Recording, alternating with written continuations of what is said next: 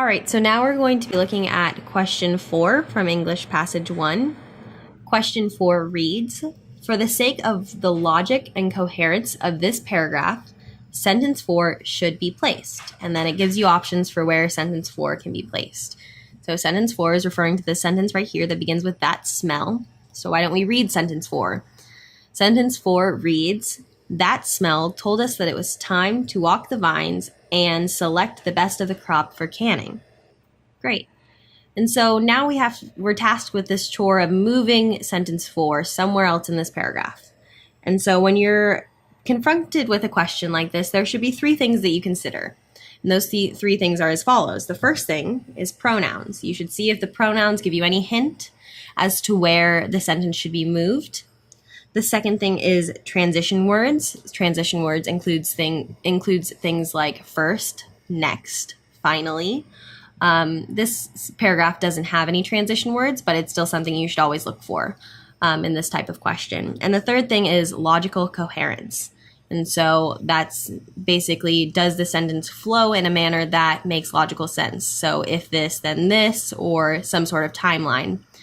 And so that's the third thing that we should consider, logical coherence.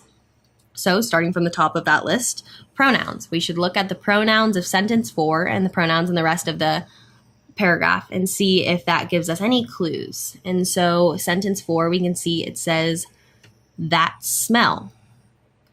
And so that smell is talking about a smell specifically, of course. And so we should be able to tell what smell they're talking about.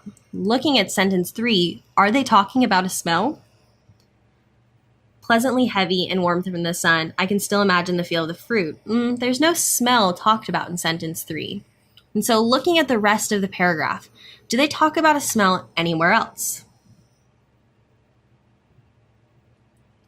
Yeah, in sentence 2, they do talk about a smell right here. A pungent smell of late summer would be released. And so this smell, that smell, should be talking about the smell mentioned here in sentence 2. And so it would make much more sense for sentence 4 to follow sentence 2. So it's clear what smell they're talking about. And so J is most likely our correct answer after sentence 2. However, there's another thing we consider. There's no transition words, like I mentioned before, but we could look at the logical coherence of the paragraph and see if it flows. So sentence 1 says, "When I was growing up on our farm in North Carolina, my favorite chore was canning tomatoes with my mother." That's a very broad sentence. It's just generally talking about her growing up in Carolina on a farm and doing chores. So very broad.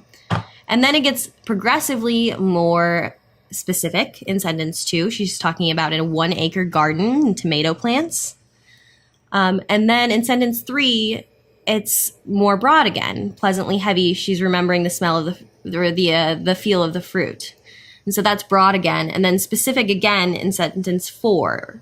So specifically walking the vines.